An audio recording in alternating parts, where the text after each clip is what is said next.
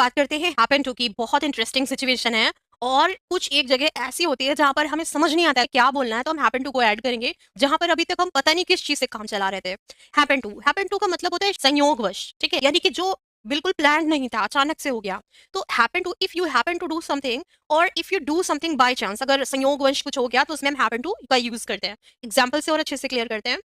अब इसमें एग्जाम्पल से मैं क्या समझाना चाह रही हूँ कि मुझे एक डाइटिशियन की नीड थी और एक कोइंसिडेंट क्या था कि मेरा जो एक स्टूडेंट है ना वही डाइटिशियन निकल आया, तो मुझे तो एक कोइंसिडेंट मिल गया। One of my learners, learners क्यों ऐड कर रहे हैं, मेरे लर्नर्स में से एक, one of my learners happen to be a dietitian.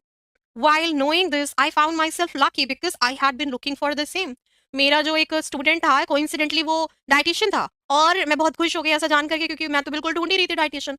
Sameera went to the market where she noticed a few boys ogling her, but her school friend happened to be there, so seeing him, she had a sigh of relief. अब इसमें क्या बताया जा रहा है, समीरा जो है वो मार्केट गई और उसने नोटिस किया कि कुछ एक बॉयज थे जो उगलिंग कर रहे थे। उगलिंग मतलब उगल करना क्या होता है, बुरी तरह से देखना, ठीक है। सो बट हर school friend happen to be there. Happen to be there मतलब एक कोइंसिडेंट था कि जो स्कूल फ्रेंड्स थे वो वहां पर मौजूद थे। सो हर स्कूल फ्रेंड्स होना चाहिए वैसे यहाँ पर, and school friends happened to be there, so seeing him she had a sigh of relief। sigh of relief मतलब उसने चैन की सांस ली कि मतलब अब वो सेफ है। नेक्स्ट माई मॉम, आप देखिए पोजीशन में इसको कैसे यूज करते हैं। I am not worried because my dad happens to have a lot of money. अब एक पर्सन है वो क्या कह रहा है कि मुझे ना बहुत चिंता नहीं है, मुझे ना कोई खास चिंता नहीं है, क्योंकि जो मेरे डैड है ना उनके पास एक कोइंसिडेंस कहे या संयोगवश बड़ा सारा पैसा है। हम नो हिंदी मीनिंग है वो संयोगवश तो ज्यादा लकीली भी बोल सकते हैं कि लकीली मेरे डैड के पास बड़ा पैसा, मुझे कोई मेहनत करने की जरूरत नहीं है, चिंता करने की जरूरत नहीं है। I don't we don't need to spend our money, we happen to have a loaded friend। loaded friend मतलब क्या होगा, जिसके पास बहुत ही ज्यादा पैसा हो, loaded friend कहलाता है, loaded person कहलाता है। he is loaded, you are loaded, someone, but loaded को हम informally यूज करते हैं, formally नहीं यूज कर सकते। we don't yesterday I happened to see my old friend। अब ये एक्शन फॉर्म है, I happen to see, देखिए इतने अच्छे से मैं एग्जांपल्स दे रही हूँ, एक्शन को अलग करके, पोजीशन को अलग करके और स्टेट ऑफ बीइंग को अलग करके। अब आई डोंट थिंक कि कोई कंफ्यूजन होनी चाहिए, ध्यान से समझे।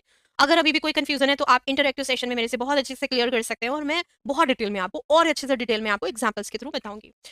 Yesterday I happen to see my old friend. मैं कल ना एक मतलब कल मैंने अपने ना फ्रेंड को संयोगवश देखा। लकीली कल मैंने ना अपने फ्रेंड को देखा जो कि मेरे बचपन का फ्रेंड था और वो मैंने दूर से उसको देखा। Yesterday I happen to see my old friend.